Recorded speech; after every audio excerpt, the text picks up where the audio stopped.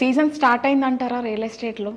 Real estate season అనేది last 3 months నుంచి అయితే కొంచెం బాగుంది. అంటే ఇంతకుముందు ఏంటంటే మార్కెట్ స్లో ఉంది, హైడ్రా వచ్చింది, తక్కువ ఉంది, సేల్స్ అయితే లేవు, ఇవన్నీ ఉండే.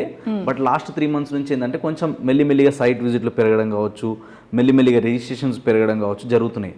ఎందుకంటే నేను రీసెంట్గా చూసిన అబ్జర్వేషన్ ఇంకో విషయం ఏంటంటే రెగ్యులర్గా మేము సైట్లు తిరుగుతుంటాం, రెగ్యులర్గా సైట్ ఆఫీస్లో పాటు రిజిస్ట్రేషన్ ఆఫీస్లో తిరుగుతుంటాం కాబట్టి మేము అబ్జర్వ్ చేసింది ఏంటంటే ఎవరి దగ్గర అయితే బాగా డబ్బులు ఉన్నాయో, ఎవరైతే హోల్డింగ్ కెపాసిటీ ఉందో వాళ్ళు తక్కువ టైంలో ఎక్కువ పెరగడానికి ఎక్కడెక్కడైతే ఆపర్చునిటీస్ ఉన్నాయో నెక్స్ట్ అప్కమింగ్ బూమింగ్ ఏరియాస్ అక్కడ వెళ్ళి ఎక్కువ అమౌంట్ పెట్టి తక్కువ రేట్లో ఎక్కువ ల్యాండ్స్ కొనుక్కుంటున్నారు.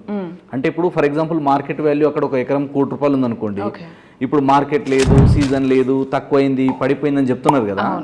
ఇది ఎంతవరకు తగ్గిందని చూస్తే కనుక ఇంతకుముందు ప్రీవియస్ టైంలో ఏముండే అంటే మార్కెట్తో పోలిస్తే 5 to 10% మాత్రమే తక్కువ రేట్లో దొరుకుతాయి యాక్చువల్లీ.